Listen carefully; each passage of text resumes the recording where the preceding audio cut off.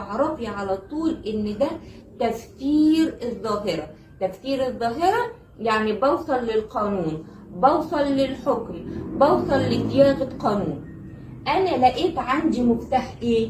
حكمنا.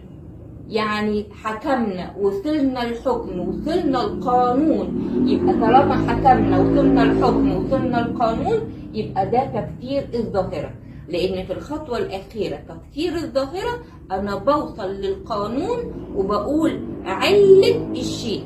لو لقيتي كلمة عرفنا ان علة الشيء هو كذا، يبقى برضو تفسير الظاهرة. لو قال لي تفسير الظاهرة ماشي، لو قال لي صياغة القانون برضو هي ماشي تفسير الظاهرة. يبقى عرفت اما الاقي كلمة حكمنا، توصلنا، علمنا، عرفنا ان علة كذا، يبقى الاختيار على طول هو تفسير